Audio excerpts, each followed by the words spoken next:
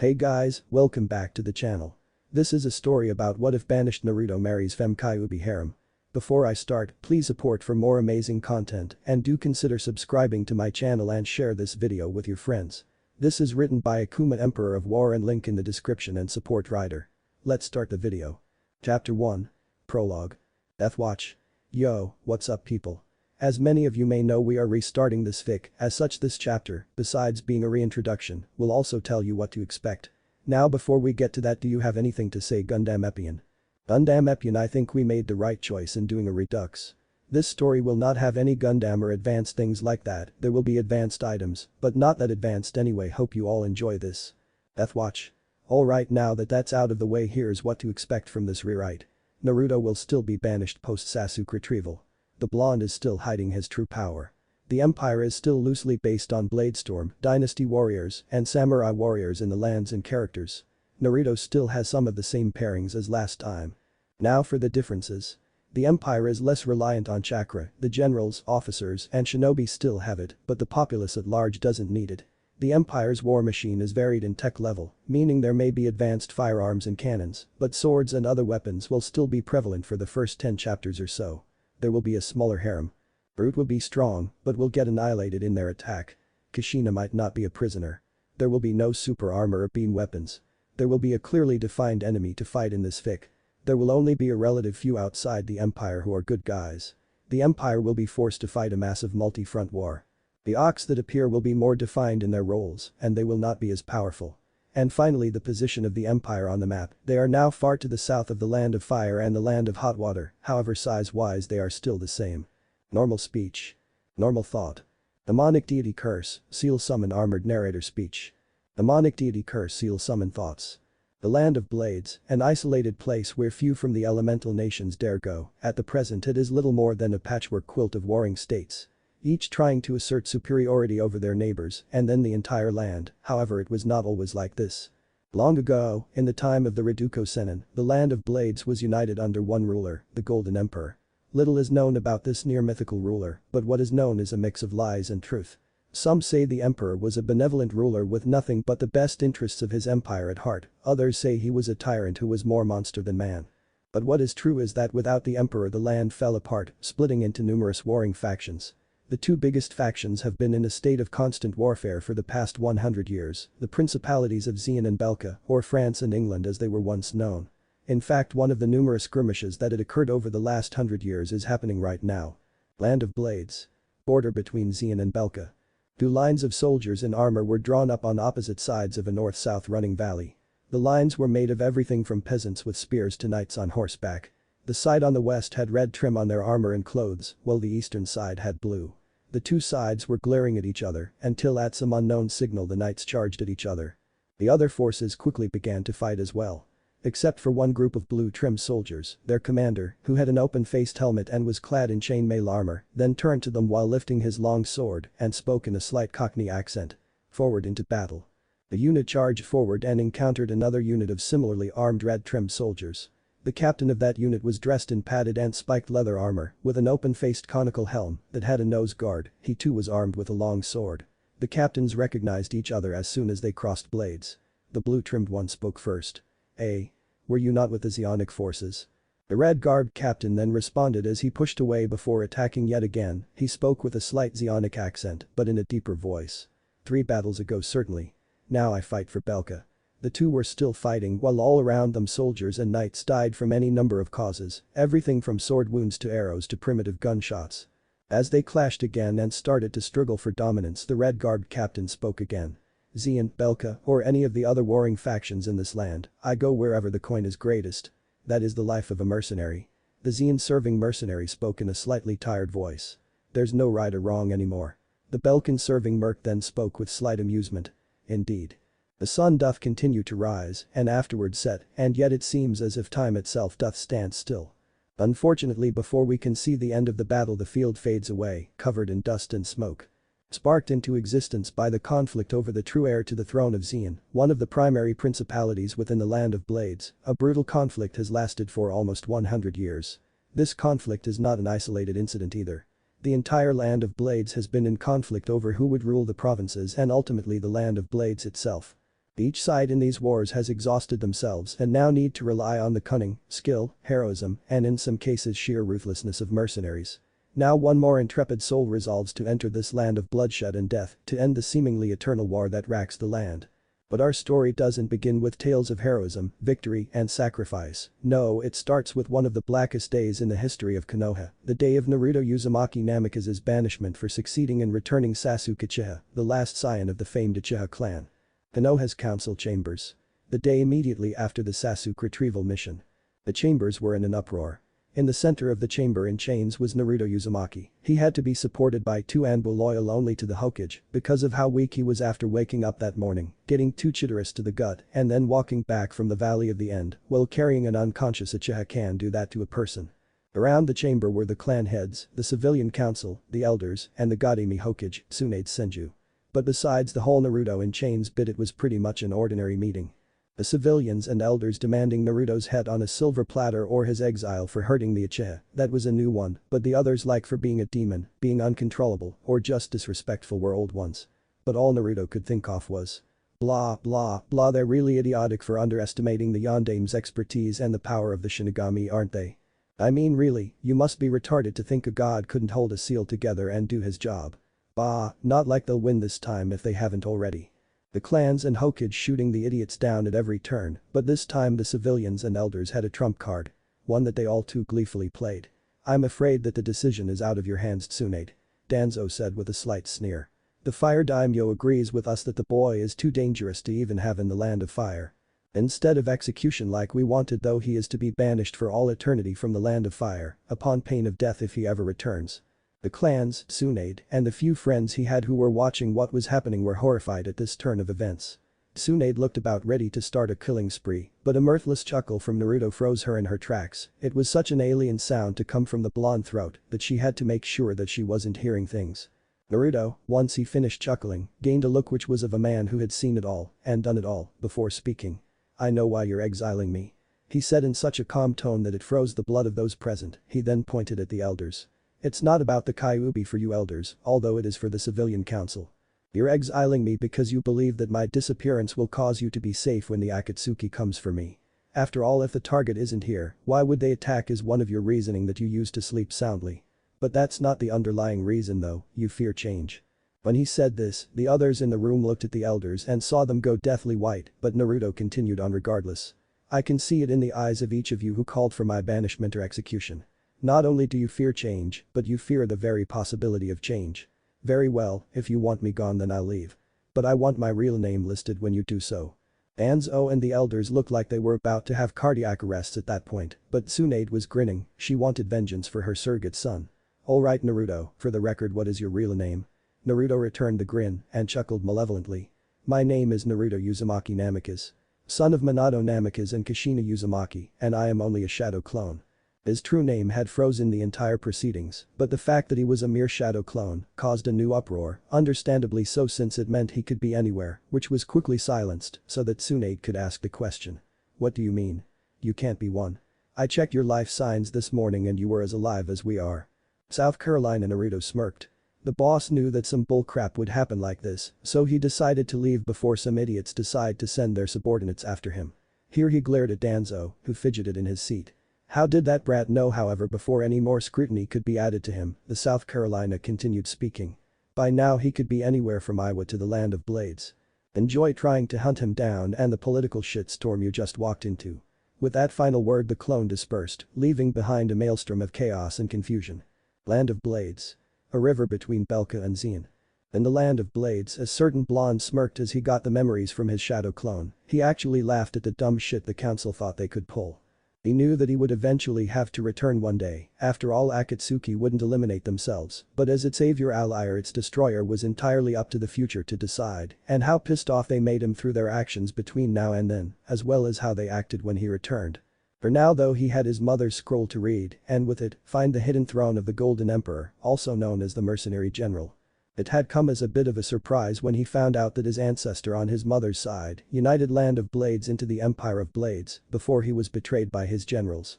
However, he first had to find the two swords of his ancestor, Excalibur, a bastard sword that seemed to be made of liquid silver because of how the light played off the blade, and Durendal, his ancestor's two-handed sword that was used while on horseback and against horsemen while on foot. Once that happened, none would be able to dispute his position as emperor, and his goal to reunite the lands and make them strong again like they once were would become a reality. In an underground facility, a bandaged mummy-like man was seething that he had lost the kyuubi Jinchuriki to control. He had already sent out 10 squads of his best root Anbu to find the Jinchuriki to bring back for him to control and start his plan to rule the world. So what do you guys think of the rewrite? Chapter 2. Unified and Konoha begins to make a move. Watch.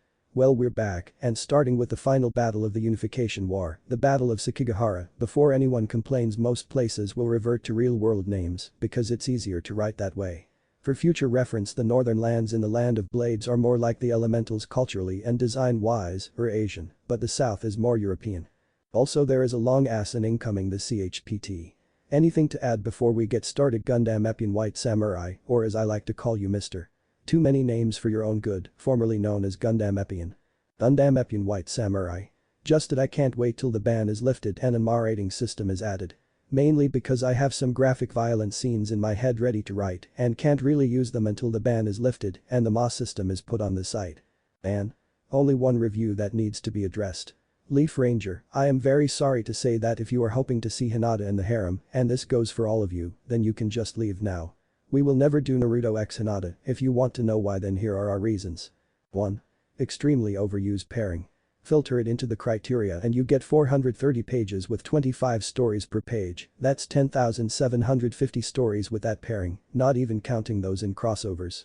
Compare that to the pairing of Naruto x female kyuubi, only has 60 pages with 25 stories per page. That is only 1,500 stories, which of that, not all are female kyuubi and not all are pairing stories. And people have the nerve to review saying that fem kyuubi is overdone. 2. Ridiculous settings.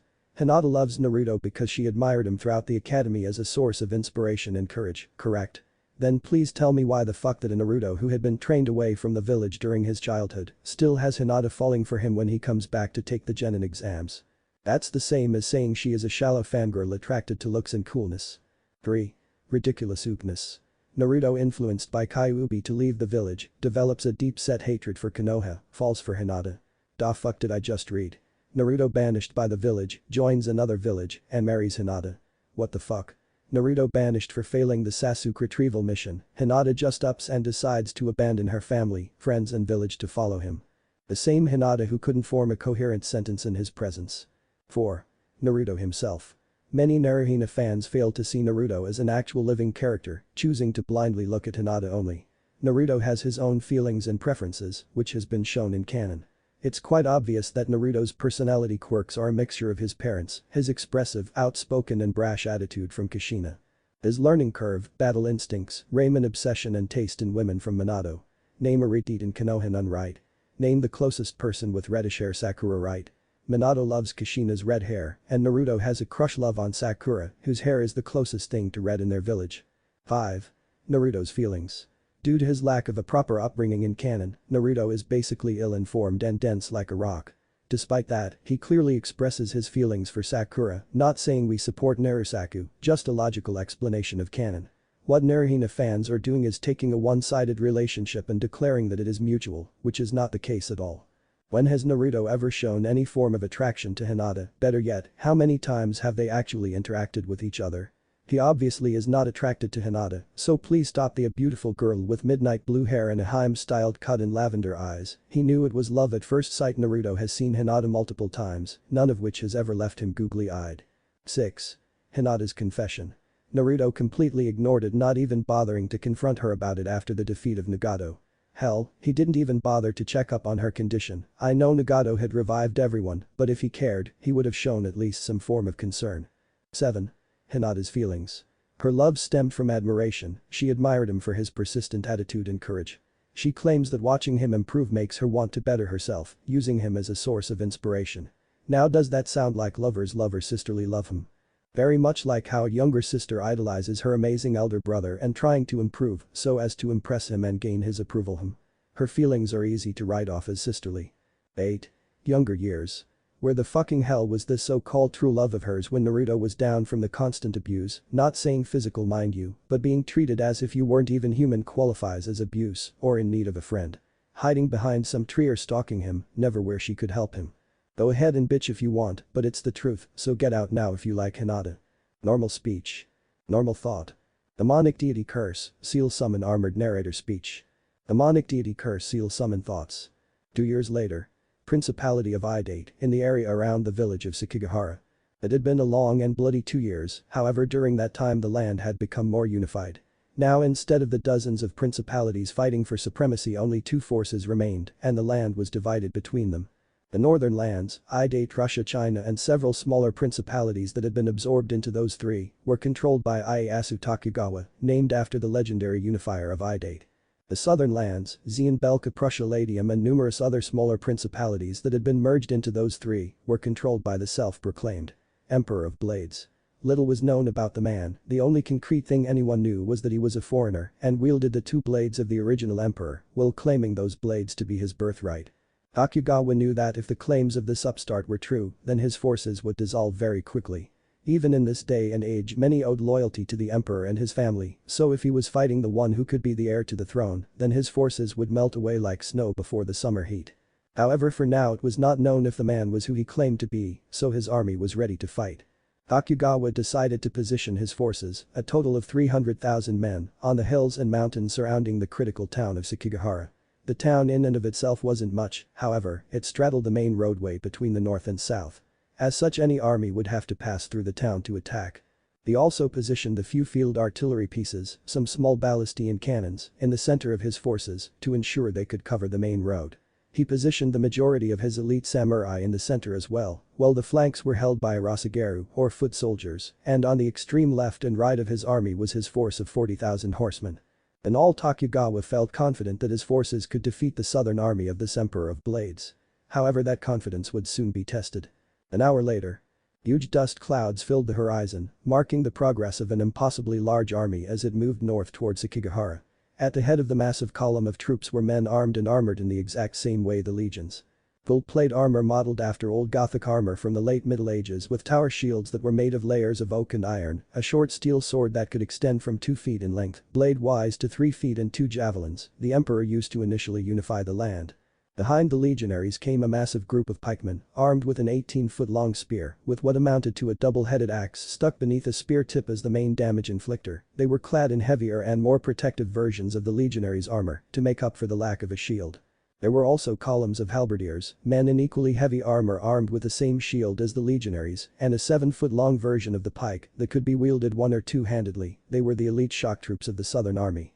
Most of the infantry units mentioned so far came from either Prussia or Latium, the old name for Roman-controlled territory, however the ranged troops, kitted out in lesser armor than the other units, were from Belka, a land that maintained archery and every other form of ranged combat as their primary means of attack. Most of them were armed with 7-foot-tall longbows made of yew, but a small number were armed with flintlock rifles, enabling them to act as snipers and officer killers. The bulk of the cavalry, all of them decked out in heavy armor and equipped with a lance and sword as well as a shield, was provided by Xian, which much like the nation of France before the advent of chakra served as the premier land of knights. And finally rounding out the force was a massive artillery train, with weapons ranging from light cannons and small ballistae, all the way up to giant city-smashing guns. The majority of the weapons were provided by the city-state of Nibelung, an independent city within Prussia, renowned for their weapon-making expertise. But the real intimidation factor, besides the fact the southern lands were completely united and their best were in the field was this fact. Tokugawa was outnumbered 4-1 by an army of 1,600,000 soldiers. It was the largest force assembled by one of the powers since the empire's dissolution over 100 years ago. The Imperials formed their line in an exact mirror of Tokugawa's, but the majority of the pikemen were hidden on the flanks, where they would be able to easily destroy Tokugawa's heavy cavalry, allowing the northern army's lines to be rolled up by a pincer maneuver of knights. The battle opened when the Imperial artillery opened fire, pinning down the Tokugawa's center and supporting a simultaneous infantry assault made of 50,000 legionaries. The legionaries quickly covered the half a mile without suffering any casualties, and as they got to within 50 yards of the Tokugawa lines, the supporting artillery fire stopped to ensure that there would be no friendly fire casualties. When the fire stopped, the Tokugawa rose from their positions and charged the Imperials. But before the two lines could collide, the Imperial legionaries tossed their two javelins into the tightly packed Tokugawa lines, killing thousands. The legionaries then drew their short swords and awaited the Tokugawa with their shields at the ready to block the downward strikes of their foes before countering with a stab to the gut or other vulnerable area. While the infantry fought it out in the center, on the flanks the Imperial Knights charged right at their northern counterparts. The horsemen fought for a while, before at some unknown signal the Imperial Knights withdrew back towards their own lines. This caused the Tokugawa cavalry, undisciplined despite their obvious skill, to pursue them right into the waiting trap of Imperial pikemen. The Tokugawa didn't know what hit them, soon enough the samurai were either all captured or dead. With the flanks now clear nearly the entire Imperial army, over 1 million men and women, advanced in step. The Tokugawa, driven more by desperation than good sense by now, charged down to engage the Imperials in a bloody melee.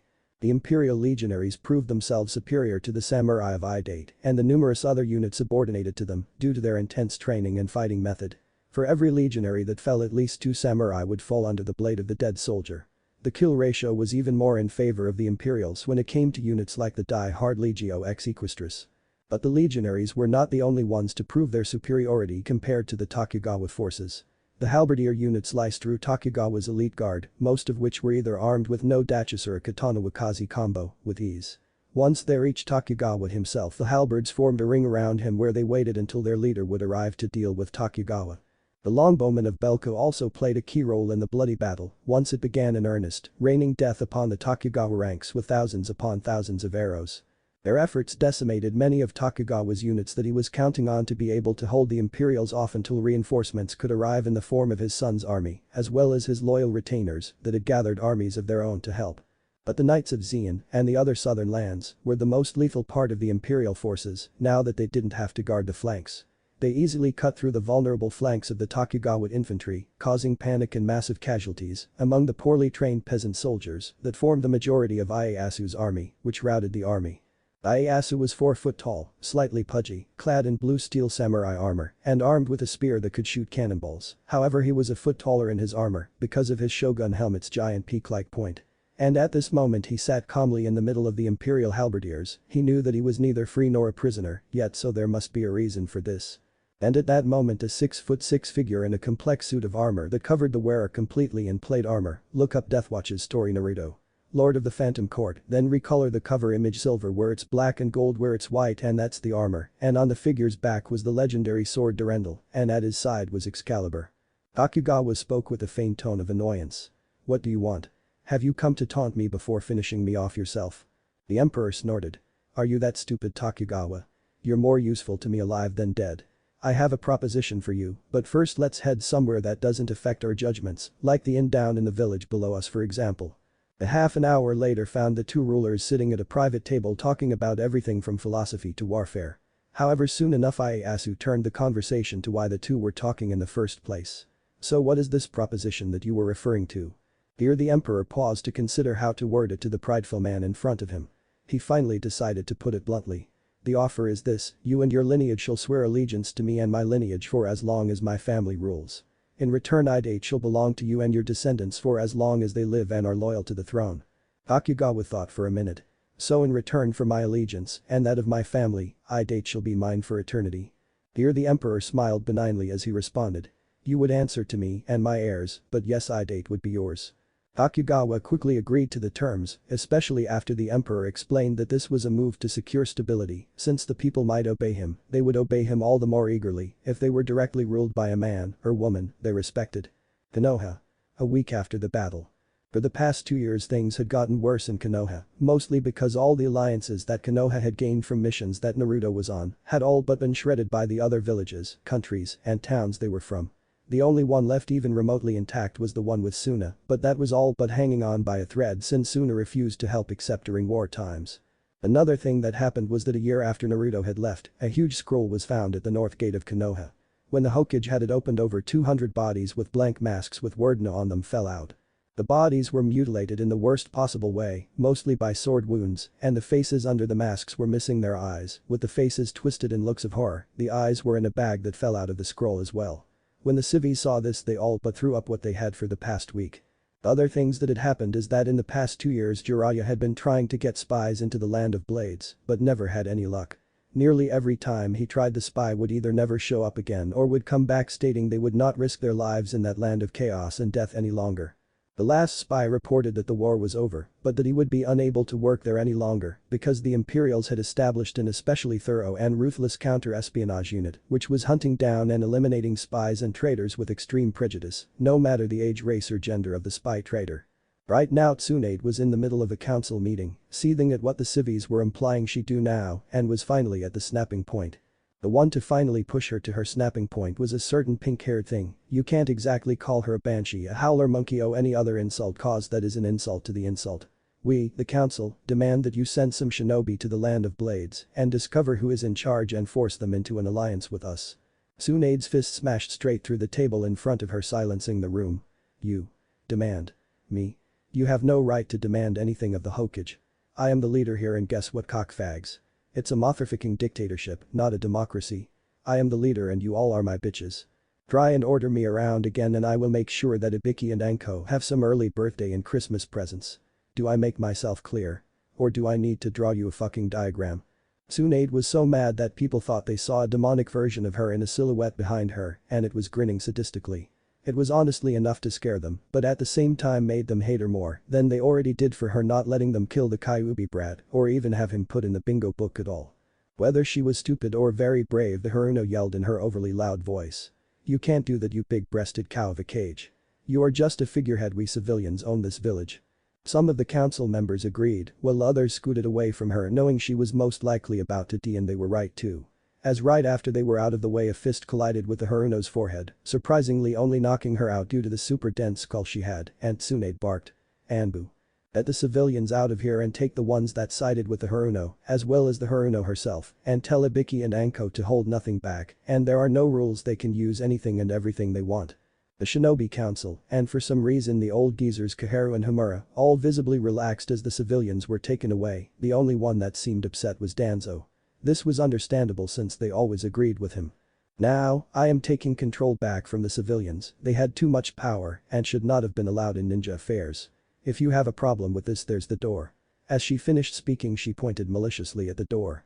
No one got up and left, letting the meeting continue as it should have.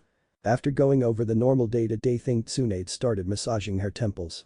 As much as I hate to admit it, the civilians were right in one respect: we need a new ally. As it stands, the land of blades is the only one we have a chance securing one with. As such, we need a team to serve as an escort for Jiraiya, since he is going to be our negotiator, to the land of blades. If there are no objections, I have decided to send Anko, Yamato, as well as Team 7, 8, 9 and 10, along with their senseis as the escort. Hopefully, besides getting this alliance, we might be able to find Naruto and reinstate him, since the Fire Lord has rescinded the banishment because he knows that the accusations against Naruto were faked. Everyone nodded in acceptance, signalizing their lack of complaints, knowing that if they didn't get this alliance, they were screwed 10 ways to Monday. Little did they know that it might already be too late. Chapter 3. Negotiations and Secret Revealed. Death Watch. Well, we're back, and this time you get to see how the Empire will react to Konoha's diplomatic attempts as well as a peek at part of the harem. Anything to add before we get started, partner?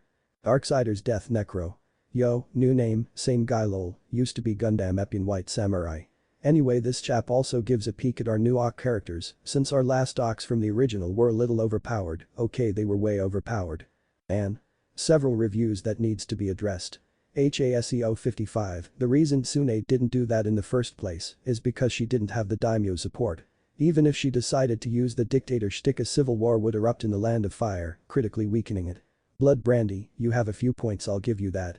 But those points are also all that Naruto x Hina fans seem to focus on.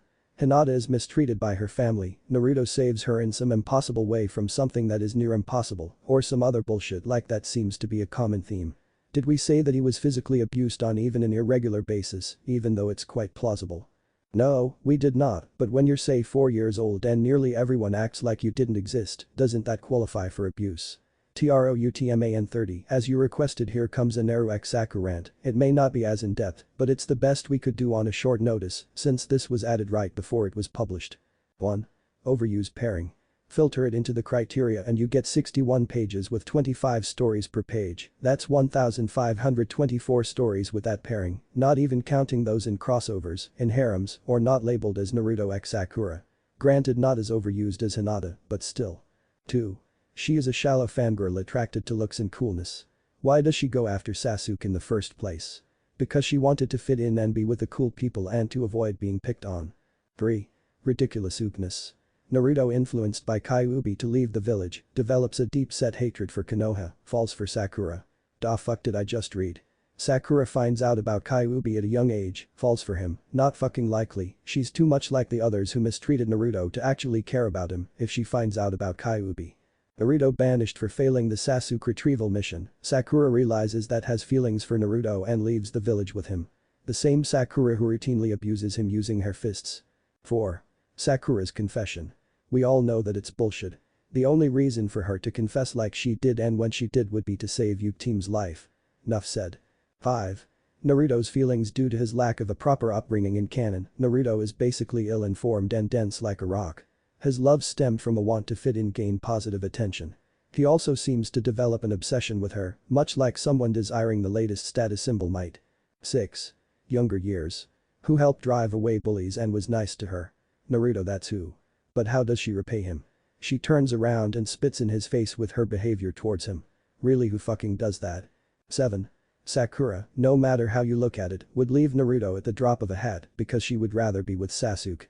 She is stupid and superficial in every form, only caring about appearances and her own little fantasy world.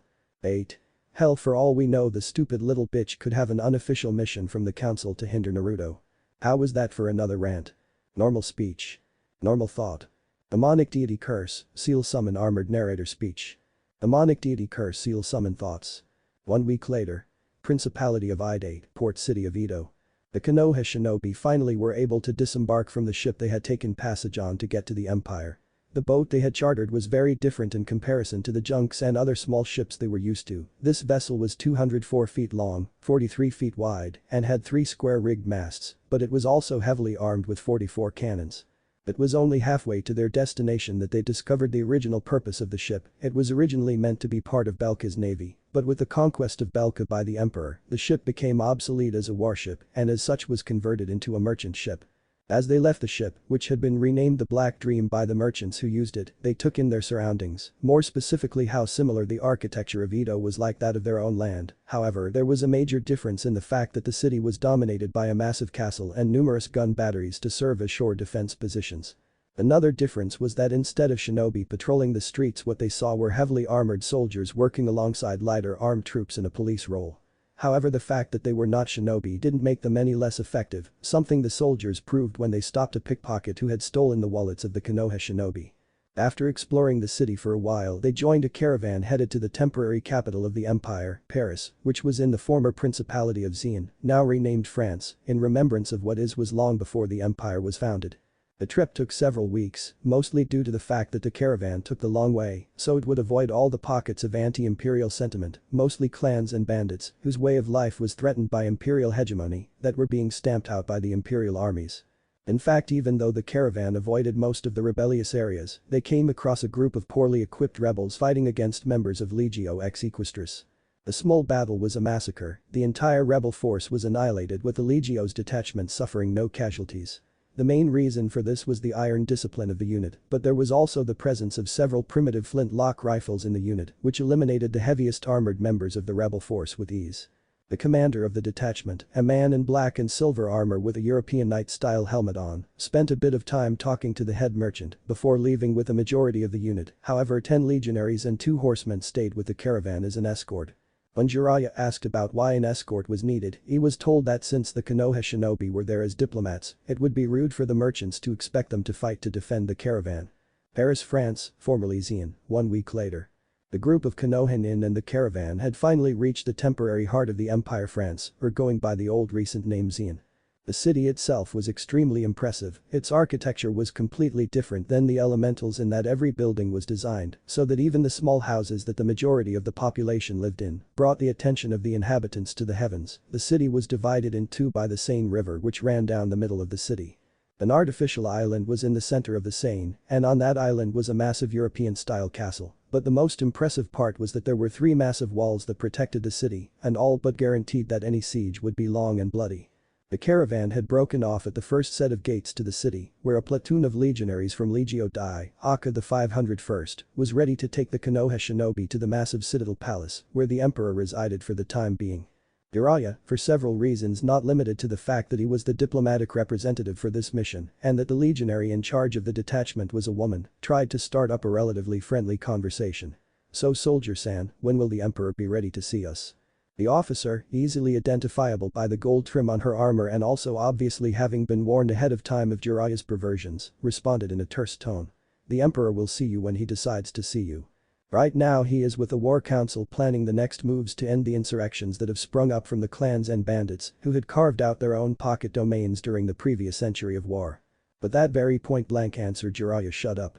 After he did so, it was a short trip to the Imperial Citadel, where led to a waiting area with a secretary, an attractive blonde with C-cups who had obviously heard of Jiraiya, who had a look of disdain on her face at the sight of the Konoha shinobi. The secretary spoke in an extremely agitated voice when the Konoha group approached her desk. "What can I do for you?" Jiraiya, a little nervous from seeing how agitated the secretary was, spoke up. "We are here to see the emperor, when will we be able to?" The secretary checked the schedule and saw the meeting was almost over. This led her to decide to see if they were almost done, more to get them out of her hair than anything else, since she had the important task of sorting the emperor's paperwork before it reached him. However, when she opened the door, Sakura, Niji and Kiba brushed past her like they owned the place and entered the war council room. Once they were in, several heads turned and glared at the intruders, who had smug looks on their faces. Jiraiya was shocked and horrified that those three would have the stupidity to do so, especially since what they just did could be considered an assassination attempt or espionage at best. "What the hell do you think you idiots are doing?" Niji, stick back up his ass from Naruto's banishment, spoke in his usual arrogant tone. "We saw the trash going in, so we thought we would go in and not have her bother with formalities and whatnot." The emperor was thoroughly enraged by Niji's attitude, as well as the Konoha ninjas breaking into the meeting. "Guards, arrest the Konoha shinobi for trespassing on a war meeting." Several soldiers dressed in high-tech ecloptic because they had a single red eye that tracked movement, armor armed with a double-headed halberd, came out of the metal walls somehow like they were made from it and carried off the screaming Konoha nin. The emperor sighed as the Konoha nin's screams became fainter and fainter. "I guess our meeting is done until I can deal with this matter, but first I think I will go see my lovely wives Koyuki and Kira for a while before getting back to work." The man dressed in a dark blood-red armor, with gold trim going along it, the gauntlets were in the shape of demonic claws, and his feet the same. He also had a cape with the kanji that said "No blood, no glory" on the back, and his helmet was the shape of a dragon's head with 6 twisted bone horns coming out of the headpiece, and attached to his back was what looked like a folded axe. But this was incorrect, it was what was known as a switch axe. It had the ability to switch from an axe to a sword with relative ease, but was very difficult to master said weapon. This man was known as Antonio D'Angelo, or as his enemies knew him as the Demon of Blood, asked, in his normal half-crazed voice, "Think an older gear is still affected by the Ichibi? Is he allowed to do that?"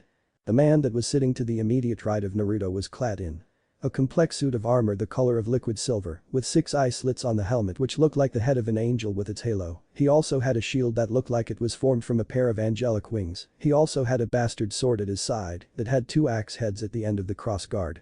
He was currently unhelmed so that his allies could see his face, which much like every member of the Prussian aristocracy, was a lightly tanned Caucasian with piercing blue eyes and blonde hair, with a face that just drew people in. His name was Michael Kushernada, also known as Razgriz. The first of the 2 field marshals replied in his usual cavalier tone. "He's the emperor, he can do whatever he wants." His comrade nodded before replying.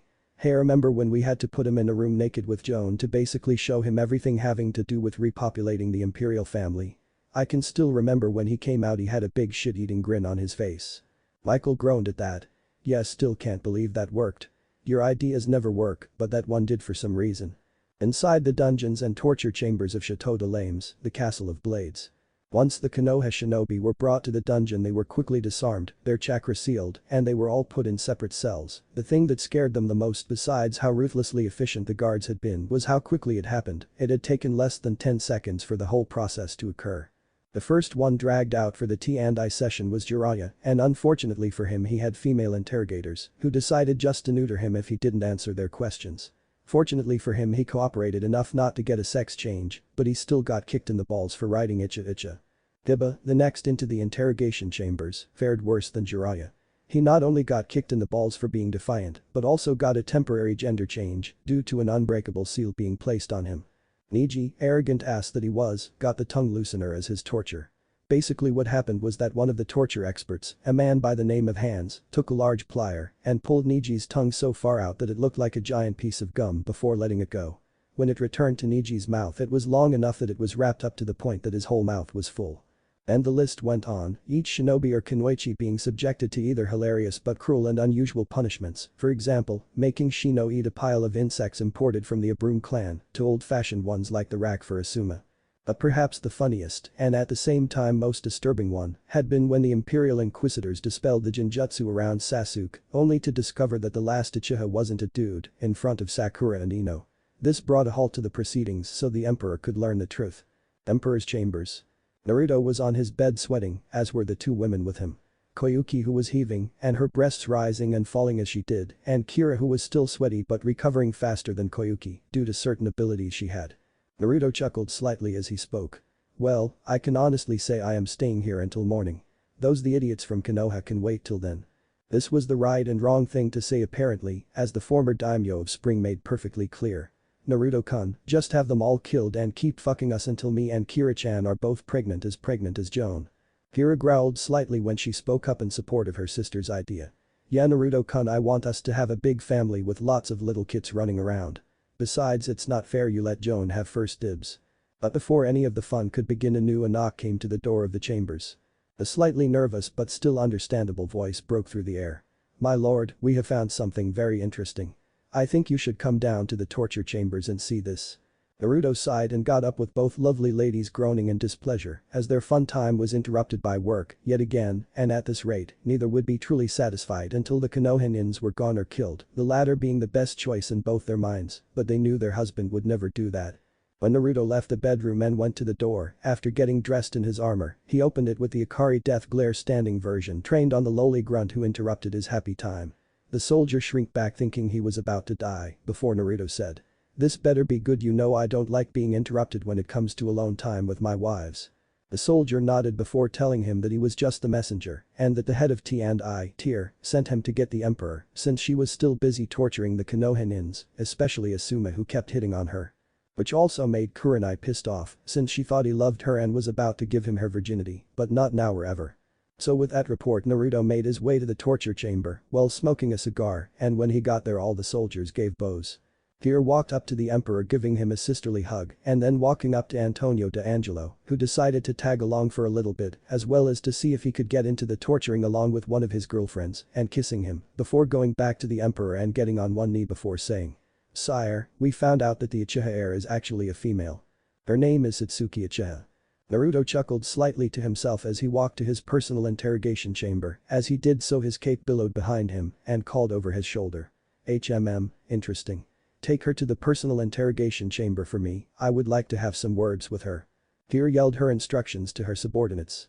Okay, you heard him, take the Uchiha to the chamber. After she was satisfied that her subordinates were carrying out her instructions before she went back to Antonio and had a conversation. Kira spoke in a slightly husky but mostly teasing tone.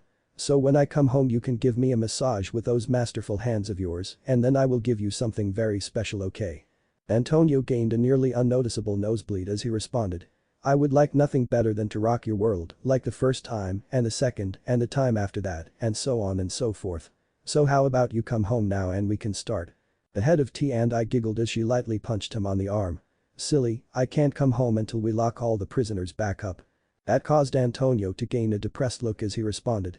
Sigh, fine, I will see you at home.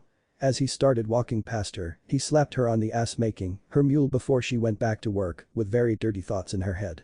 The emperor's personal interrogation chamber. Satsuki sat in the chair with chakra restraining cuffs on her hands as well as legs, waiting for her interrogator to come so she could get this over with. She was mortified that someone had dispelled something that was supposed to be impossible to unless she did so herself.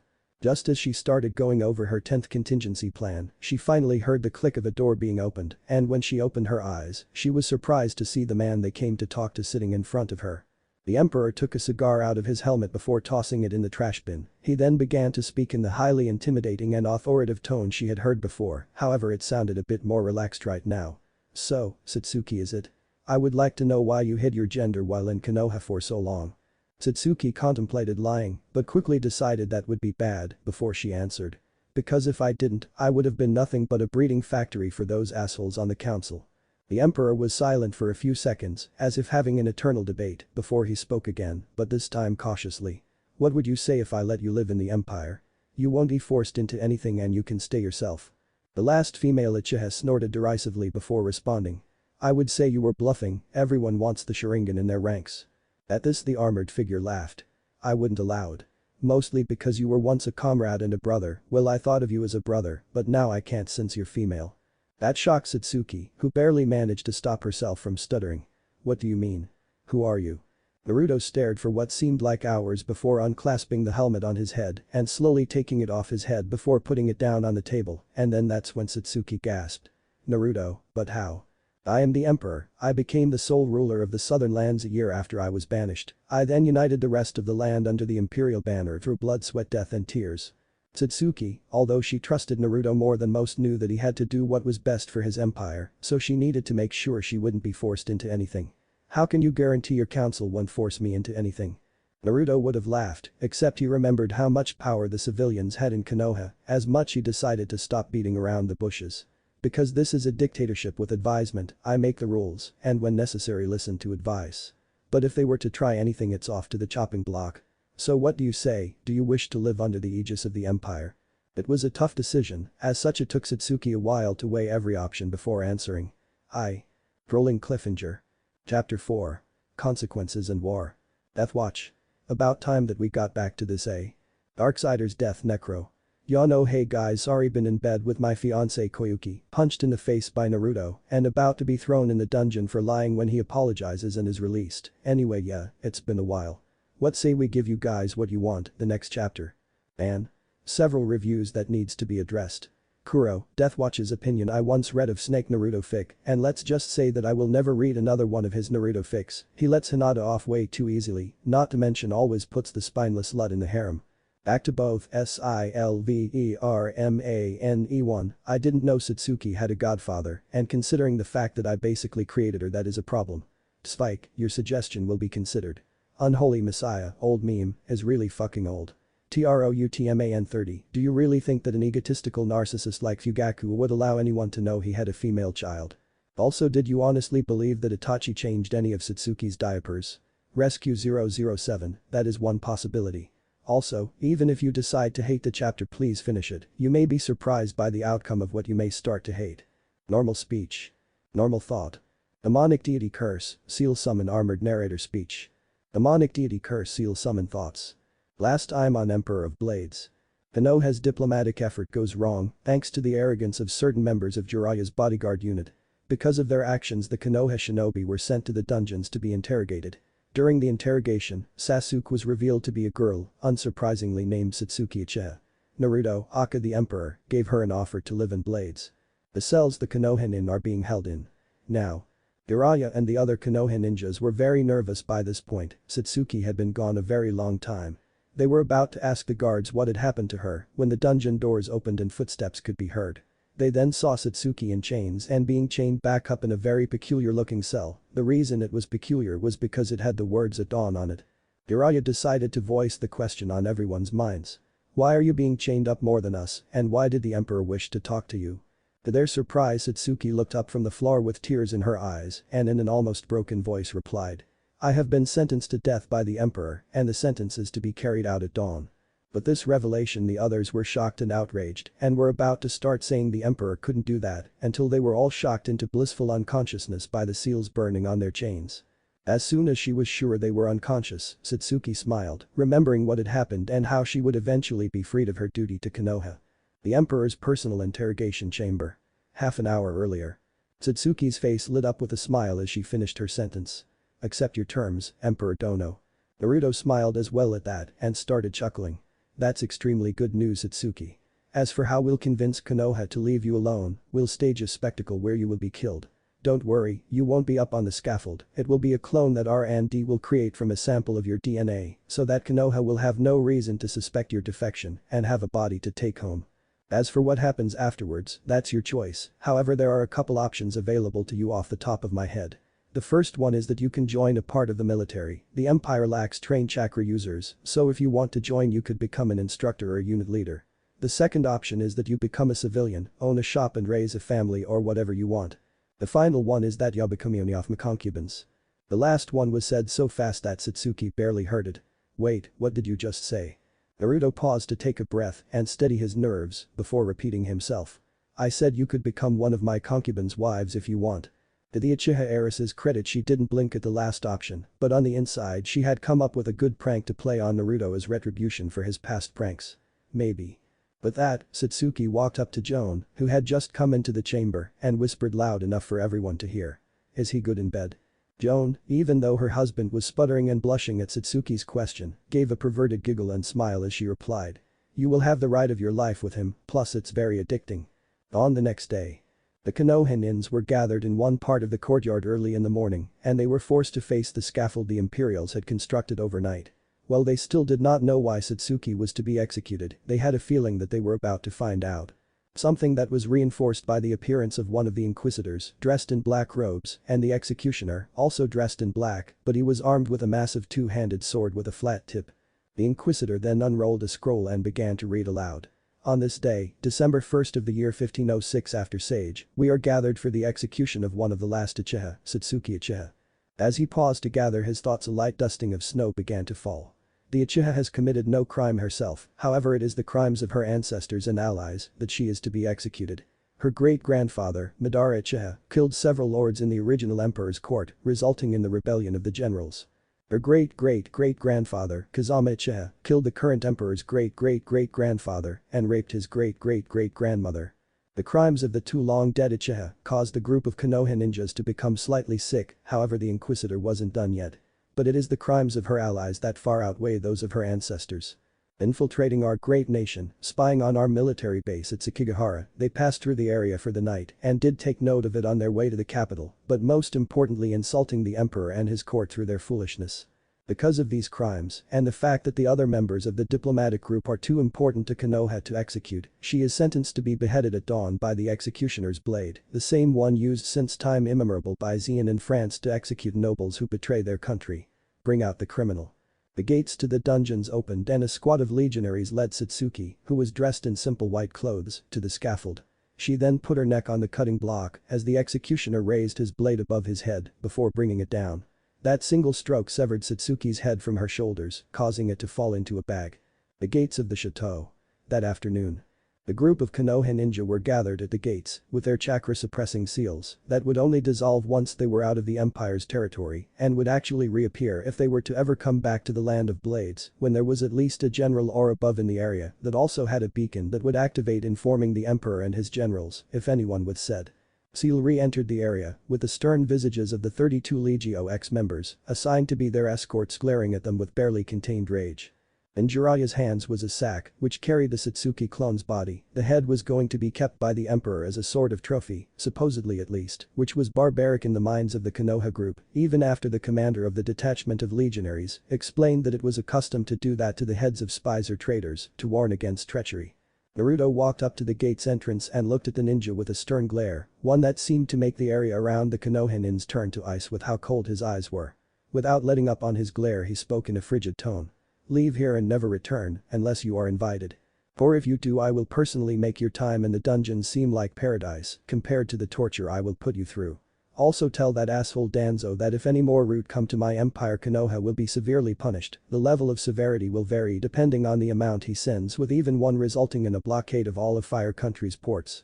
While he was saying this, Naruto's eyes turned red and looked as if a fire was behind them. This was actually a minor genjutsu that Kyuubi had taught him to do with her chakra. But that Naruto handed a scroll to Antonio D'Angelo, who in turn took it and walked over to his brother-in-arms Michael.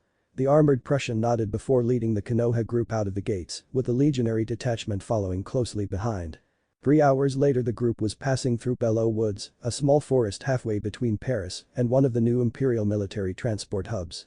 Michael, who was leading the group, had his left hand casually resting on the hilt of his hand and a half-sword, same exact weapon as the bastard sword. It can be used one or two-handed, while his eyes surveyed the area, alert to any hidden danger.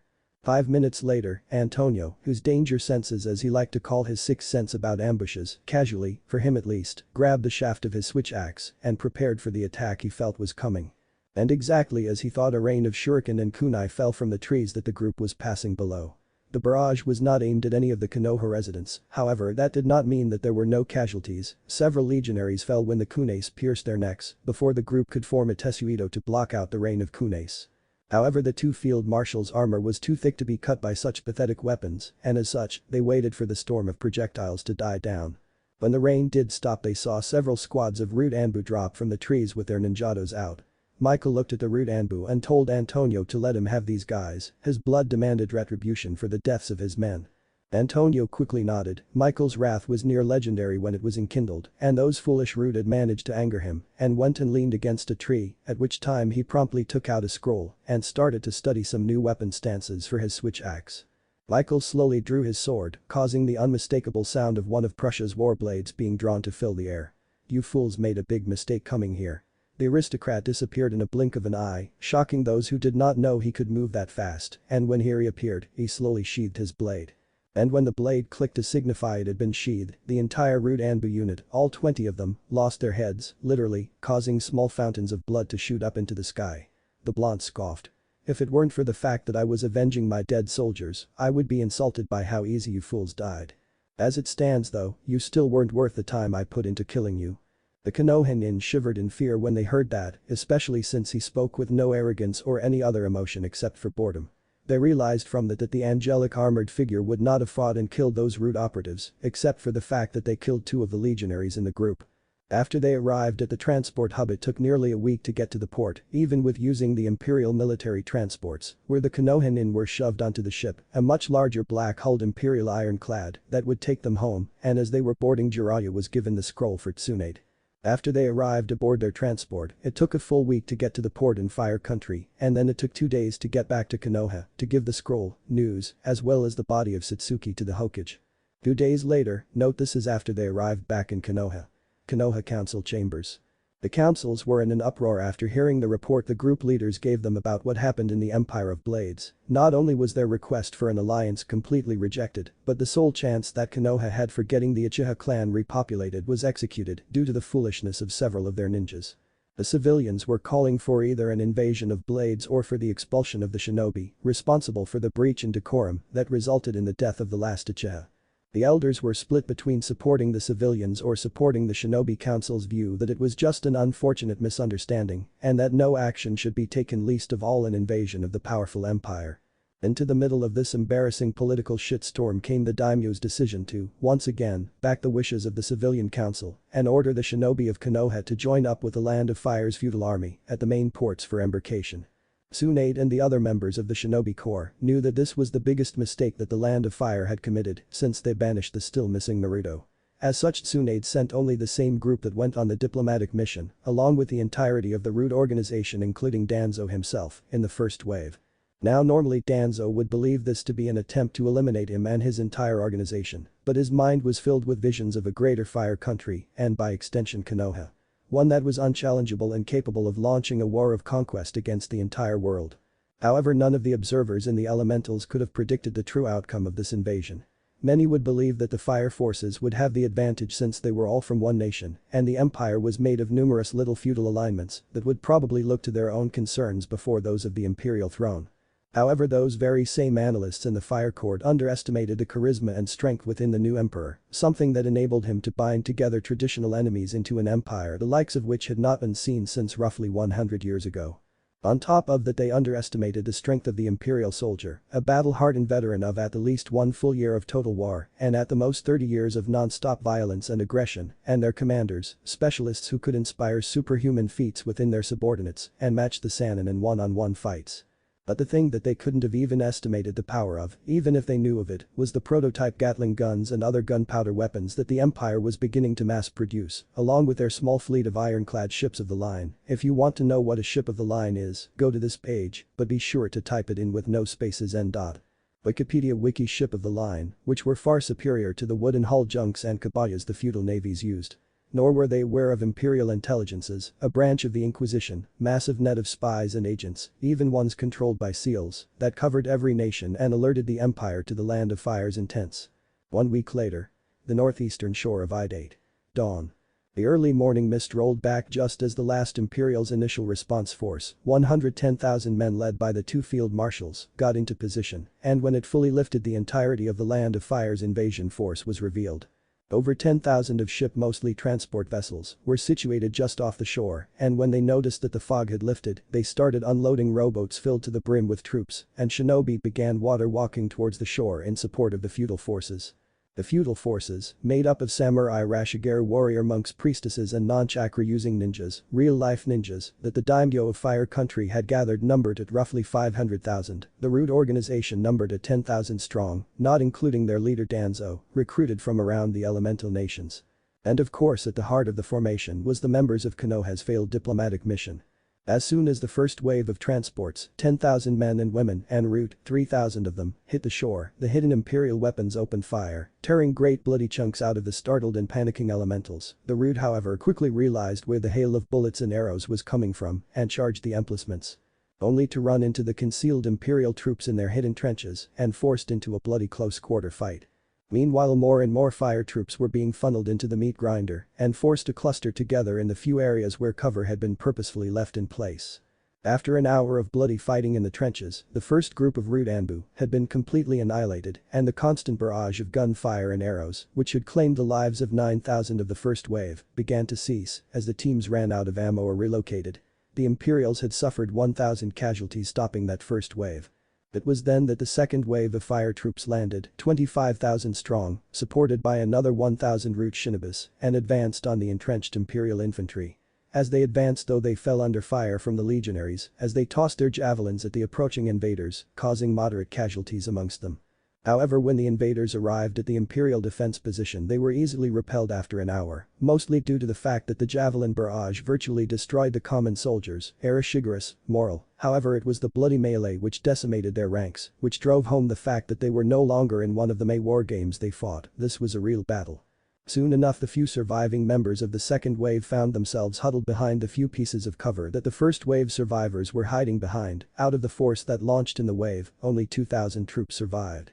Seeing that the survivors were pinned down, the third wave, containing every remaining feudal warrior, the remaining root operatives as well as Danzo himself and the Konoha ninjas who were part of the failed diplomatic attempt, was launched in a do or die to take the beach and establish a breakthrough. However it was at this point that the Empire played its deadliest forces. From inland came the thunderous song of heavy artillery being fired into the fire fleet, sinking dozens of ships every salvo, and from the sea came the Imperial Navy, firing every single gun they had into the invading fleet. As such the invading Fire Country forces sped up their assault to try and prevent them from losing too many troops. Unfortunately the cold fact was that even if they got every single warrior off of the fleet and onto the beach, they would have no means of retreat. And would be pinned in the few areas where there was some form of cover from the ruthless gunners who constantly strafed the area with fire, killing all who were out in the open. It was at this point that the survivors started to wonder why exactly these positions were protected from the Imperial's firepower. However their answer soon came in the form of several of the positions detonating due to buried explosives, wiping out every soldier by the immediate area of the cover and leaving the survivors vulnerable once again to the concealed gunners. However after roughly 6 hours of this only a few places remained safe for the fire troops to hide at. So far roughly 75% of their entire force had been annihilated. Fortunately for them however, there was still a good number of root Anbu in the fight, as well as Danzo and the other Konoha ninjas. Fortunately for the invaders it was at this point that the Imperials ceased fire and stopped detonating the areas the fire forces were hiding behind, and the Imperials marched out of their trenches to crush or capture the remaining invading forces. However the survivors of the invasion had a great rage that had built up in them over the day due to the callous annihilation of their friends and allies, and the sight of the Imperial infantry caused their anger to explode. As such they charged out to meet them in battle. They would win or they would die, but they refused to be taken prisoner if they could avoid it. And with the ruthlessness that the legionaries were showing, there was no doubt in the minds of many of the invaders that even if they did win, it would be at an unacceptably high price. As such the Konoha shinobi started using whatever range jutsu they had at their disposal, only to watch in horror as their attacks dissipated against the shields the legionaries carried. However they didn't have long to think about it as the two armies clashed, the Imperials fighting in the same disciplined style, never exposing themselves to more danger than was necessary and striking with deadly precision. On the other hand the survivors of this soon-to-be-termed massacre fought with ferocity and a certain air of recklessness about them, signifying their desire to take down as many Imperials as they could before they were all slain. However, unknown to all but the Imperials, the way that the fight was going was dividing the invaders into smaller groups that could be picked off at will. The two most important groups that had been isolated were the Konoha ninjas loyal to the Hokage, along with a small group of Fire Country samurai, and the majority of the Root Anbu, who had been cut off from Danzo. It was at this point that Michael and Antonio D'Angelo revealed themselves, with Michael going after the Hokage loyalists and Antonio charging the Root agents. While Michael was slowly walking towards his targets, he was casually slicing any enemy that was foolish enough to try and slow his progress with his bastard sword, even bisecting some enemies. Meanwhile, Antonio had charged the cluster of Root, his blood demanding retribution for the invasion, in the form of the deaths of the Root agents. But Antonio, after cutting through several dozen Root with ease, Antonio found himself facing off against two 8 feet tall, two-handed axe-wielding Root operatives clad in heavy chakra armor, who even with their stunted emotions, seemed to be glaring bloody murder at the switch axe wielder. Antonio grinned at them and charged, thinking they would be easy to defeat, only to get thrown back by a punch from one of the two, who were more than likely twin brothers. As soon as the marshal landed on his feet, his two foes charged him and started to attack in a synchronized pattern which left no time for counterattacks. As such, Antonio was obviously having a hard time, so he decided to take his axe and press the button on it, which caused it to switch from axe mode to sword mode. The sight of such a rare weapon caused the two Root to temporarily stop their attack, which might give Angelo just enough time to begin to attack. Antonio made good use of their shock, breaking one of the axes and mortally wounding its wielder with a slash that wrecked the armor that the first giant wore and opened the man's chest completely, spilling his internal organs to spill out onto the blood-soaked sand. This obviously enraged the second Root, who attacked with a vengeance but was being just barely held off. Even though he was just barely holding the enraged giant back, Antonio was well aware of the weakness of his weapon. You see, a switch axe has one major flaw: it can only stay in sword mode for a short period of time, and during its transformation back to axe mode it's extremely fragile. Unluckily, when the transformation process began, the Root swung with all his might and shattered the weapon into a million pieces. Antonio stared at his broken weapon that was a gift to him from his friend and brother in arms Michael, with a hate-filled cry kicked one of the fallen weapons from the ground, which just so happened to be a halberd from one of the ill-fated attempts to break the Root forces without having to involve the marshals by a group of halberdiers, and it flew through the air and landed in his hands.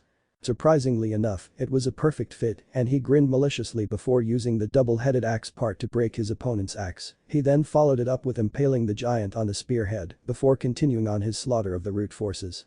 With Michael. When Michael heard the cry, he could only imagine the poor bastard's fates that pissed off his fellow field marshal before he went back to slicing and occasionally using his feet to kick someone out of his way. As he approached the Konoha contingent, they felt their chakra being forcibly sealed away, like during their time in the dungeons.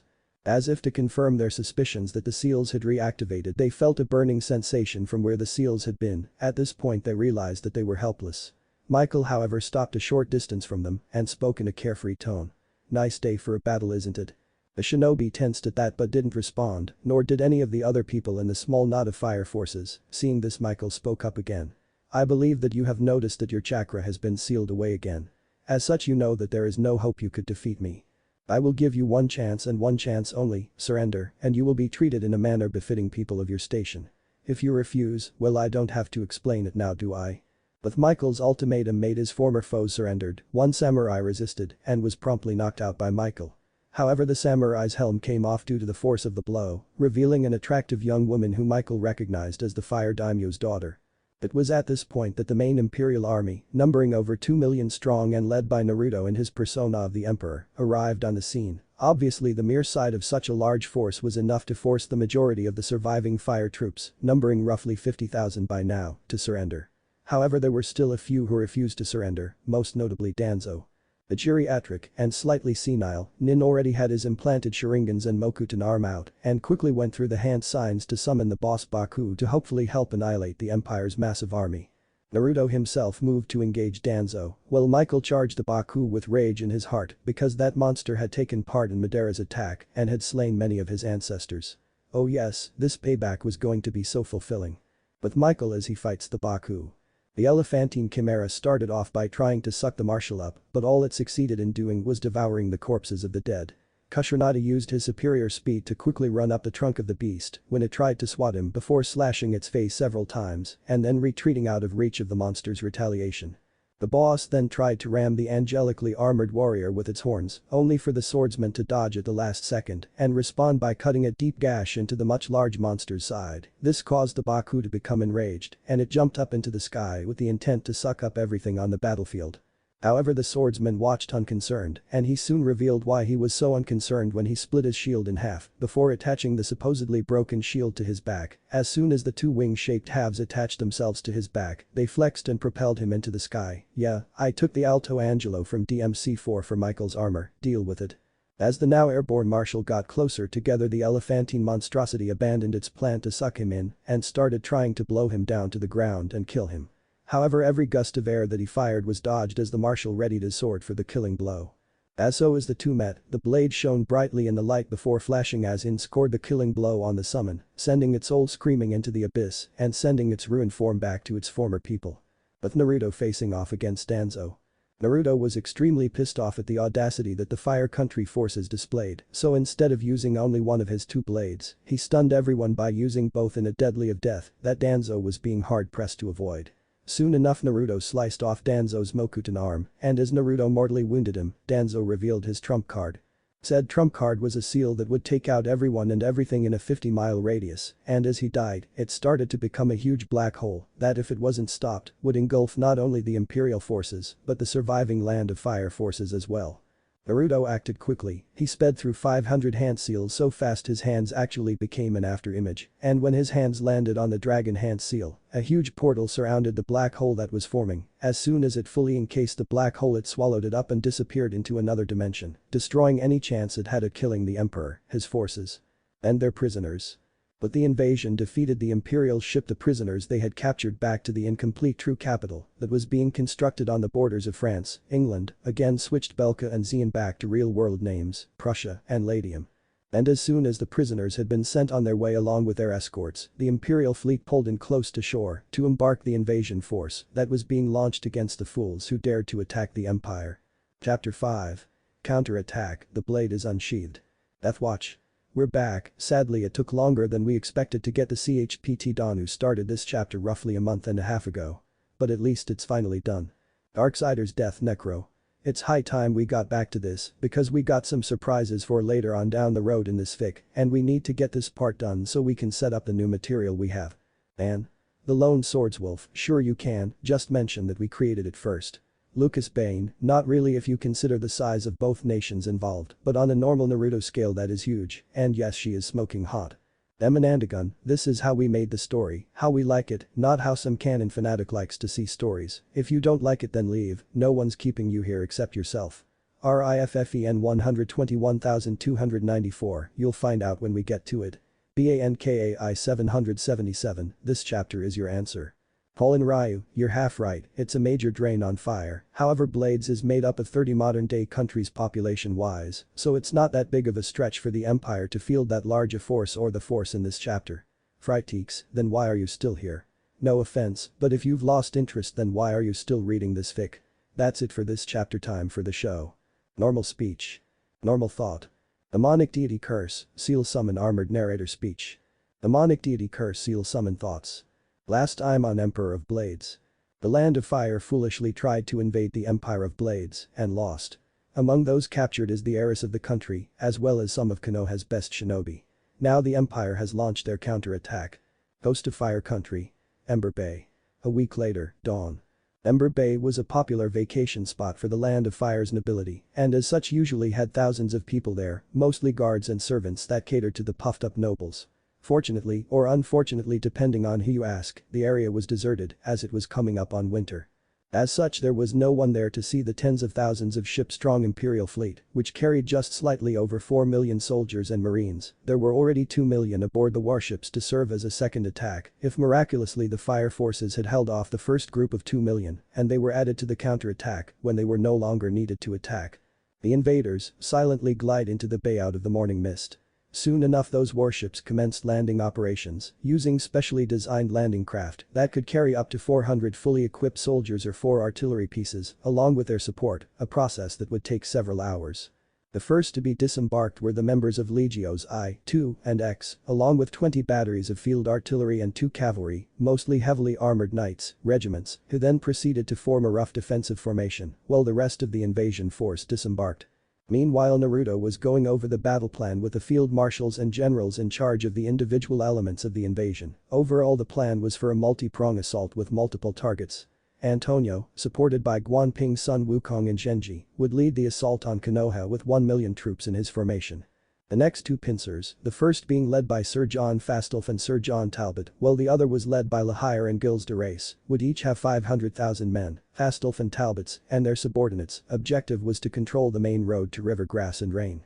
Lahire and de Race would be sent to take control the main town on the road to Taki Hot Spring and Rice. Edward the Black Prince, supported by Lord John Chandos and his personal retainers, Henry Percy, Imral the Assassin, and Branwen of the Bow, leading 1 million men, would be positioned centrally to support any of the other prongs if necessary. The final pincer was led by Naruto himself, with Michael Bertrand du Guesclin and Joan of Arc as his direct subordinates, were aimed at the capital of fire, Volcano City. There would be just over 1 million soldiers in the final prong. It wasn't a flawless plan, but it took advantage of the fact that the Empire outnumbered their foe at least 10 to 1, and that any reinforcements from allied countries had to take the main roads to get into the country with any appreciable numbers. As such, Naruto ordered that as soon as the forces were done unloading, that they would commence their plan. After the disembarkation finished, the pincers split up and started their march to their assigned targets. Along the way, they captured numerous small villages and their police, including several small contingents of samurai. However, one samurai escaped on a horse and sped off towards the capital, 20 miles away from his conquered village. Volcano City. 3 hours later. As per its name, the capital of the Land of Fire had been built at the foot of a long-dead volcano and had some of the most fertile land in the country as its region. This large city had a 40-foot high and 20-feet wide wall surrounding the entirety of the area, roughly 30 miles around in a circle, and a secondary wall 60 feet high and 30 wide, surrounding the older portions of the city. Both walls were made of bricks with obsidian covering the entirety of the walls. Inside the walls, the city was pretty much a larger version of Konoha, only without the shinobi-specific facilities. The inhabitants of this city of 3 million were going about their daily business, unaware of the failure of their military to invade the Empire of Blades. However, their calm was about to be broken. A tired-looking samurai, riding an equally tired horse, sped through the city towards the city shouting the news. The Imperials are coming. Obviously, this declaration was met with disbelief at first. The Land of Fire was the most powerful of the 5 nations. There was no way some newly founded empire could stand against them. However, soon enough the sight of samurai and other feudal troops rushing towards the walls of the city was enough to cause doubt and panic to spread, and the various classes of society reacted differently. The poor and the truly panicked middle class started looting stores and rioting, drawing forces away from the defense of the city to put down their minor rebellion. A good portion of the middle class grabbed whatever weapons they could get their hands on and formed themselves into a militia to defend their loved ones. For the most part, though, the rich and middle class hunkered down in their homes and prayed that this was all just a false alarm and that the Empire of Blades was not truly invading. However, those prayers went unanswered, and the thunderous song of a million marching soldiers proved that an hour later. As the various soldiers and paramilitary units in the city readied themselves for the assault that was to come, they watched in horror as scores of artillery batteries, mostly large-caliber siege cannons, were set up while the Imperial soldiers got into formation for their assault. However, much to their surprise, a single knight rode forward with a white flag on his lance. He then shouted, "I bring word from my lord, the Emperor of Blades. He demands the unconditional surrender of the entirety of the Land of Fire. If that demand is not met, then the civilians who wish to leave the city have 1 hour to do so before the artillery opens fire." And with his piece said, he started to ride back to the Imperial lines before a literal storm of arrows rained down on him, sending both horse and rider to the ground, looking like nothing more than a badly bleeding pincushion. Of course, this enraged the Imperials, none more so than Bertrand, who had convinced the Emperor to have that time period for evacuation, and the Imperials' answer to the arrow volley came when Michael, with the Emperor's blessing, ordered the artillery. Picture a bigger and more ornate version of this. www. Falling Pixel Napoleonic Siege Cannon 3D Model 1099 no spaces to start battering down the walls of the city. To put the noise that filled the air into perspective, there were roughly 500 large-caliber siege guns firing away at the walls, so it was about as noisy as being in the heart of 1,000 tornadoes, while thunder and lightning continuously made their presence known. For half an hour the artillery fired a continuous barrage at the outer walls, and in half an hour one of the strongest walls in the world completely collapsed, allowing the Imperials to storm past the outer walls. Sure, the daimyo subjects fought back against the invading Imperials, but they were hopelessly outnumbered. There were only 20,000 regular soldiers, samurai and rashigaru. Most of the remaining army had been spread out to maintain law and order in the areas they drew troops from to attack the empire in the capital at the time. And only 16,000 civilians took up arms to defend their loved ones, so all told there were only 36,000 combatants to fight against the imperial invasion. As such, the first wave of Imperials, made almost entirely of the heavily armored halberdiers, easily destroyed all opposition in their path as they swept towards the inner wall of the city. Any civilians who tried to stop them were swiftly forced aside and became prisoners. However, when they reached the inner walls, thousands of arrows fired out of concealed positions, killing hundreds of them before they withdrew back out of range of the arrows. And then the daimyo, if there ever was a poster boy for being short useless bastard who you would likely forget as soon as you lost sight of him, this would be the guy, himself appeared on the wall. And unsurprisingly he started monologuing. To save you the time, the main thrust of this gloating was that the Imperials underestimated the capital's defenses and that the empire had very high-ranked traitors in their country who handed the designs of the arrow turrets to the daimyo to humiliate the Imperials, also that the world would soon bow to him and other typical idiot stuff. However, the idiot seemed to have forgotten about the artillery, which soon began to smash the much stronger fortifications to dust. However, soon a bright beam of light flashed out from the dormant volcano and vaporized the 20th Siege Artillery Battalion 50-20 pound, describing the weight of the rounds, cannons and 500 artillerymen, along with the majority of the IV Legio, 15,000 veteran legionaries, and 10,000 civilians. As soon as the light died down, the Imperial forces, currently being directed by Bertrand, started to evacuate the civilians left in the newer sections of the city. As this was going on, Naruto started channeling the chakra the kyuubi left him before she left his seal permanently into a menacing ball attack to destroy the entirety of the dead volcano. At the same time, Michael gathered together the members of Legio X to launch an assault on the walls, and as their liege fired his attack, which left no trace of the volcano or the super weapon that had been hidden within the volcano, they formed into tesuitos, literally like the tortoise, in which the legionaries locked their shields in such a way as to make arrow attacks near worthless and marched forward. The automated arrow turrets that were left on the badly damaged wall fired as soon as the legionaries got in range, but to the horror of the daimyo, instead of causing death and destruction, the arrows merely bounced off the shields of the slowly advancing Imperials, while the walls came crashing down due to more artillery rounds smashing into it. The cowardly daimyo fled back to his palace, though as soon as he saw the weapons were useless against the legionaries. Immediately after the walls crumbled, the elite legionaries and Michael charged straight into the gap opened by the bombardment and swiftly conquered the old city. However, when they reached the palace itself, several hundred golems, in the guise of large multi-armed samurai, attacked. The legionaries fought well, but the golems were forged to be expert swordsmen, and as such the imperial soldiers were falling slowly but surely under the blades of the golems. However, just when it looked like the legionaries would be forced to retreat, the cavalry quite literally rode to the rescue, led by Joan of Arc. The knights ripped through the metallic golems as if they were made of nothing but tissue paper, not only saving most of the legion from destruction, but opening the way into the palace. However, the daimyo had one last trick up his sleeve, and when the first group of 200 legionaries entered the palace to arrest the daimyo, it activated a dozen explosive tags and 30 paper bombs detonating, reducing the soldiers to nothing more than chunks of meat with ruined fragments of armor still attached. At this final trick, Michael's, whose helmet had been blown off by the explosion, revealing to the world his visibly enraged features, anger exploded. To hell with the orders to take that fucker alive. He and his court will pay with their lives in retribution for this treachery. The nearest legionary smirked at his commander. Field Marshal, as far as all us legionaries are concerned, the fucker underestimated the power of the explosive charges and died from fragments of his palace hitting him. Michael smiled coldly at his subordinates. Thank you all, now I'm going in there and killing that son of a bitch. If anyone else tries and enters, delay them as much as possible without being disloyal to the emperor. With his piece said, he slammed his helmet back on and began marching towards the throne room, with his armor shrugging off every blow that came his way due to his channeling chakra into his armor to enhance its strength. When he burst into the throne room, the fire daimyo walked down to greet him calmly and surrender, being used to that kind of warfare from the tales his father and grandfather told him. However, Michael would have none of it and calmly declined the daimyo's surrender before bisected the fool and turning on and butchering the court in a blood rage. When he left the palace, with his armor covered in blood and with bits of the flesh of his victim stuck to it, he was confronted by Naruto, who was glaring at him, as well as an appalled Joan and a grim-looking Bertrand. The Prussian aristocrat sighed heavily before speaking in a tired but unrepentant tone. "I'm in trouble, aren't I?" Naruto sarcastic. "You think?" was all the evidence he needed to loudly mutter. "I need a drink." Konoha. same time as the assault on Volcano City begins. All of Konoha had feared the worst when their advanced warning sensors discovered that a large force of Imperial troops were on their way to attack Konoha. Obviously this meant that the invasion of Blades had failed. As a consequence, not only was the Emperor free to strike back, but he was also more than likely pissed off.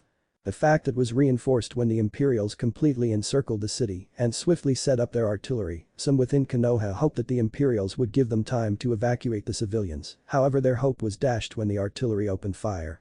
The Imperial artillery regiments that took part in this attack, unlike the ones that bombarded the capital, didn't care about collateral damage, as such more often than not the shells fired by the batteries smashed into the residences on the other side of the wall. As such it took 3 hours to smash the steel-reinforced walls down, however by then interior of the city was in flames from the thousands of heated shots that smashed into the wooden buildings that made up the majority of the city. The defenders of Konoha formed as good a defensive position as they could, all things considered, however they were more used to shinobi wars, as such when they encountered the full might of the empire that day, they were completely unprepared for what was to come. Before they had much time to fully solidify their positions, the mass formations of cavalry smashed into their lines, the sheer force being enough to knock out large portions of the front line. As soon as they finished their charge, the Imperial horsemen turned around and left Konoha. However, that was just a prelude to the real assault. Soon enough the Imperial forces advanced once again, with their archers firing at an arc into the city to cover their advance. Underneath a veritable storm of longbow fire the Imperial infantry advanced in disciplined formations and chanting war songs to not only keep themselves psyched up but to intimidate their foes. As the two groups clashed, several groups stood out. The first was Team Abisu, Konohamaru Mogi and Yuden, led by Jonin Abisu. Because of their teacher's incompetence, they were swiftly defeated and captured by a rookie squad of legionaries from the XX Legio. The Konoha 11 parents, who had reformed their old squads for this event and unaware of the fact that their kids were alive but captured by the Empire of Blades. Sumin Yazuka, Shibi Aburam, and Dustin Higurashi as Team 25, Chauza Akamichi, Shikaku Nara, and Inoichi Yamanaka as Team 26, and Hiyashi Haika as the sole remaining member of Team Jiraiya. What was left of the old team had reformed as well. Kaharu and Homura were getting ready for battle, knowing that this may very well be their last battle, but calling upon whatever courage they had left shinobi, they decided to face their doom as best they could. The Haika clan, who had initially been at the very front lines of the fighting, had been pushed steadily back to their compound. The Haika had been understandably shocked when their vaunted style had done next to nothing to the advancing Imperial infantrymen, whose armor was nigh immune to their strikes. As such, a large percentage of the main and branch family fell dead at the blades of the legionaries or those of the halberdiers. The slaughter among the Haika was even worse because Sun Wukong was leading that contingent. Soon enough though Hiyashi strode forward to face Sun Wukong, who preferred to use his megaton staff, but to be fair, decided to fight Hiyashi using only Taijutsu, and to a casual observer, it seemed that they were equally skilled. But to those who were Taijutsu experts, Sun had the advantage due to his unpredictability.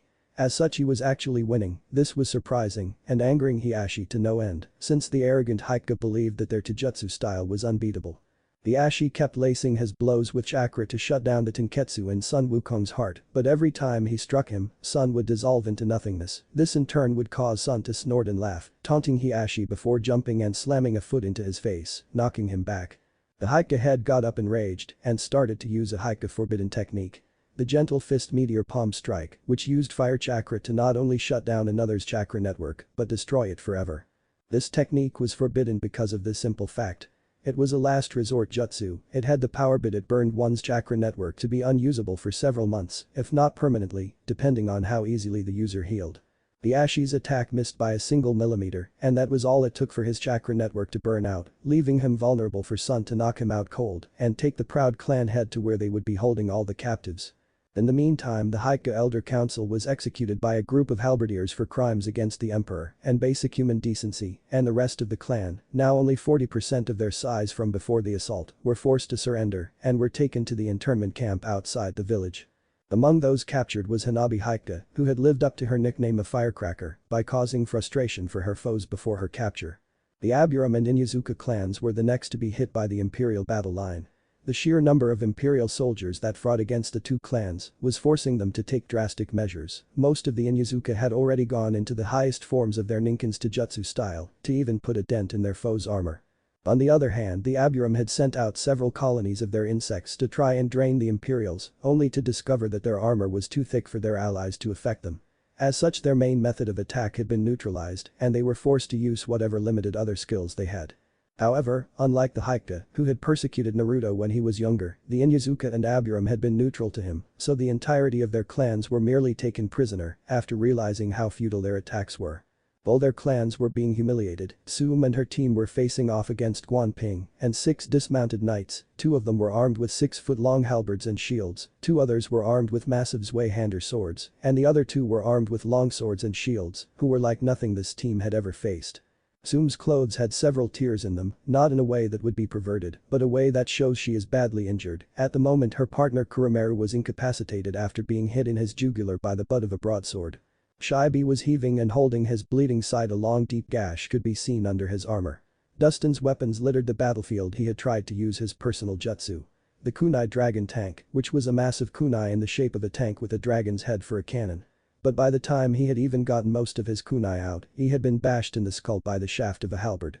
Tsume went for one last attack, but before she could even go through the hand signs she was incapacitated by Guanping. Shibi passed out from his wounds at the same time. After that they were all taken to the internment camp behind Imperial lines. The Ino Shikacho families were the last true line of defense that Konoha had, besides the Hokage and the decimated Anbu contingents, and they were swiftly losing ground to the unrelenting assault. Soon enough though the Imperials stopped, much to the shock of their foes, however they soon learned why when a mounted knight arrived and issued an ultimatum. Either they surrendered to the Imperials or their entire clan would be exterminated by the English longbowmen who had gotten into range of the trapped clans. There followed a short argument between the 3 clan heads, but they decided for the good of their clans that surrender was the better option. As such the last 3 great clans of Konoha were brought down, not with a bang, but a whimper. But what of the Hokage, you may ask? What of Tsunade Senju, the Godimi Hokage? The truth of the matter would be hilarious if it weren't so sad. She was just waking up from the drunken stupor she had fallen into last night, and the only reason she was waking up at all was the messenger hawk pecking at her head. Tsunade, still not fully awake or aware of the war being waged in her village, read with missive several times before she understood what it meant, and when she did she dropped it like it was burning her hands. The Empire had invaded and was decimating the capital's defenses. However, before she could even start planning, an arrow smashed through the window, breaking the silencing seals and allowing her to hear the sounds of Konoha's fall. As soon as her brain registered what was happening she sped out to the main square where the last Anbu units were making their last stand. However, by the time she arrived they had all been incapacitated by a woman wielding a 9-headed chain whip. The woman had an impassive face as she looked upon her work and the stunned Hokage. However, before the two could start fighting, in what Jiraiya would surely predict would result in at least partial nudity, a contingent of 500 Imperial soldiers from Legio I attacked Tsunade.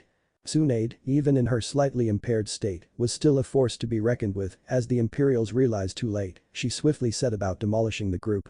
Soon enough a full fifth of the force had fell to her monster strength.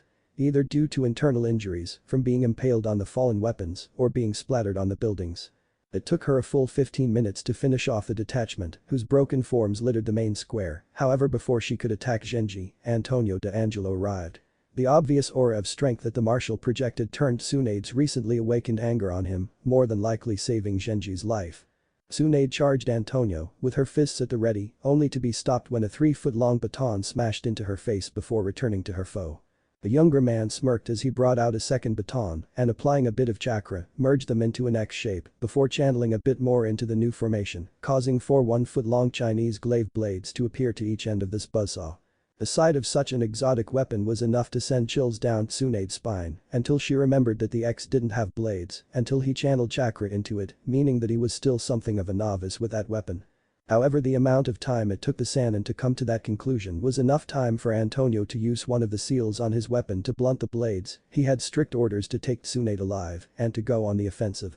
To her credit, Tsunade reacted quickly and only took a few hits from the blunted weapon. However, those hits struck with only slightly less force than her own strikes, and as such, she was obviously having a relatively hard time. She had scored several hits on Antonio, but he seemed to be enjoying himself immensely, as if pain was a thing he liked to receive, and easily shrugged the blows off. However, everything eventually comes to an end, and Tsunade was eventually hit one more time, this time on the skull, and before she lost consciousness she heard Antonio say, "You should thank the Emperor that you're still alive. He told us to not kill unless it couldn't be avoided. You, however, Tsunade, he has strict orders to take alive. Be grateful that he has decided to show you mercy." And with those words ringing in her ears, she fell into blissful unconsciousness. As soon the fight was over and Tsunade taken to the camp, 3 legionnaires walked up with a young woman about the same age as their emperor, and she looked frail and weak. Antonio walked forward and said. Why did you bring me this young woman? She looks like she can barely stand up. You did not do anything that would make you regret it, did you? His calm tone didn't betray the fact that as he said this, he was fingering a dagger he always kept on his person. The soldiers gulped and immediately shook their heads no. The leader of the small group then spoke up. This is Yakumo Kurama, she suffers from a demon known as the Ido that manifested in her mind, it makes her genjutsu more powerful and real. The cost of this power is her sanity, it can also take over her body and make her appearance demon-like, as seen when we were trying to apply a seal on her to stop the demon. She can learn to control it, but not among Konohan since no one trained her and her own clan disowned her and tried to kill her because of the Ido. She has expressed a desire to move to Blades if the Emperor will have someone help her train in its powers. Antonio nodded and told them to give her some rations and water since she looked so weak and the legionnaires nodded and walked off with her. Several minor struggles continued through the day, civilian militia members and non-clan nins who were trying to just survive, with Konoha losing at every turn. The final moment of the Battle of Konoha was an act of kami, several extremely powerful bolts of lightning fell from the sky and shattered the Hokage's monument, leaving only the Yandami's face intact, and it looked more stern and remorseful than it had ever seemed before. Up in Kami's realm. Minato Namikaze was laughing manically as he finished destroying all but his face on the mountain, so all of Konoha's inhabitants would see how disappointed he was with them. He then began plotting how to use the other 9 irrevocable favors he had won from the goddesses during poker last night. As he plotted, a lot of beings felt chills run up their spines. Back in Konoha. As the day ended and night fell upon the village, the Imperials moved their captives into the ruined remains of their former home and set guards. They would remain until the Emperor arrived to do anything else with them. Meanwhile, Antonio was laying on his horse's back, thinking of his loving wife Sonia, aka Inquisitor Tyr, and wishing he could be lying next to her, but knew that once this was all over, he would be asking for a month off for some free time. What if Banished Naruto marries kyuubi harem? And thanks for watching my video till the end. If you enjoy this content, then do consider subscribing to my channel and leave a like if you guys need the next part, comment down, and thanks for watching the video and see you guys in the next video.